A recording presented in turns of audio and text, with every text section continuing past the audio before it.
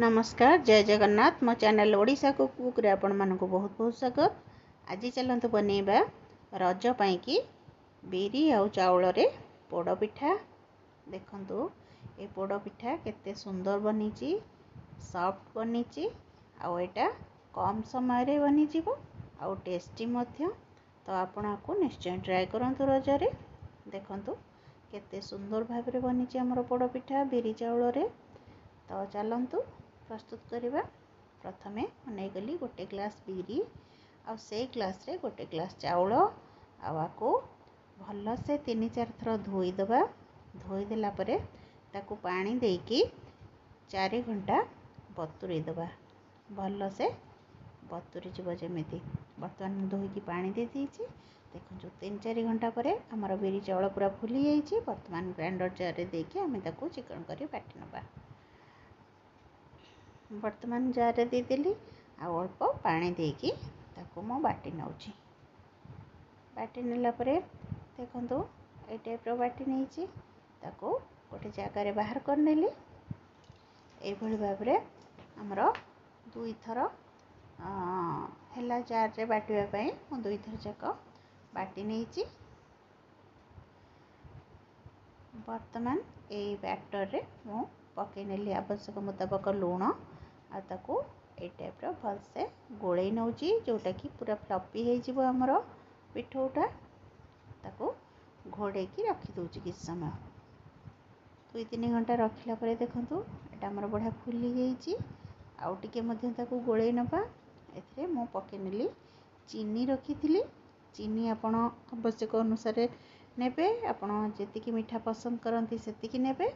चीनी पके टे गोळेई नबा।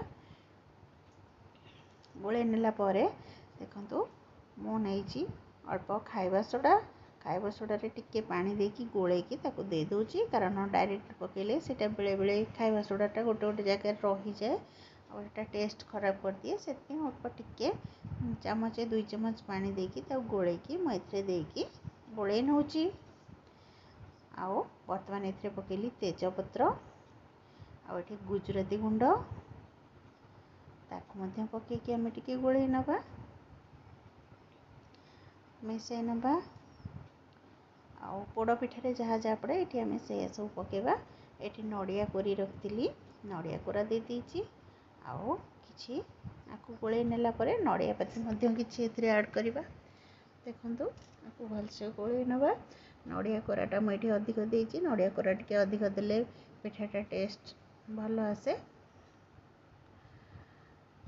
तो एठी किछि नड़िया पाती मध्य मु दे दोची। आउ किछि नड़िया पाती मु रखिछि परे ता ऊपरे देबी पिठार ऊपरे। बर्तन पाती को देकी गोळे नेली।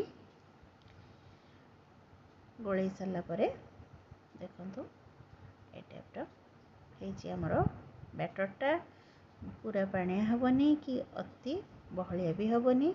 ठीक ए टाइप रो ही करिवे। बर्तमान चलंतु जिबा गैस पाखकू। गैस रे मो प्रेशर बसेकी गरम कर नेची।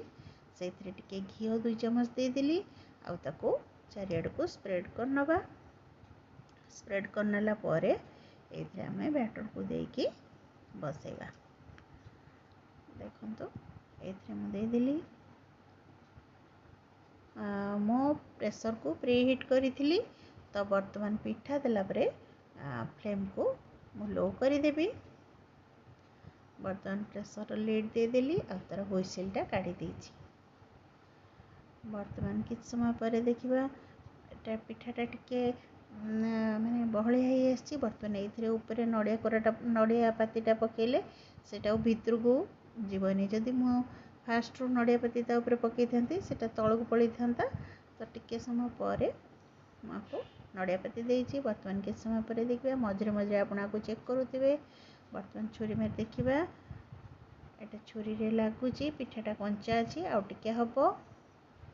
तो वर्तमान आउ किछ समय पर मु देखिली पिठा हमर पूरा हे जाइची। पिठा हमर सिझी गलानी। वर्तमान गैस रो फ्लेम को बंद करी ठंडा हबा पे छाड़ देइथिली।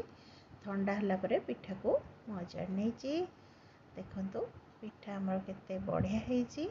देखिबा को जेमती खाइबा को सेमती बहुत टेस्टी हेतिला पिठा। आपना को चाहिले रजरे ट्राई करि परिबे।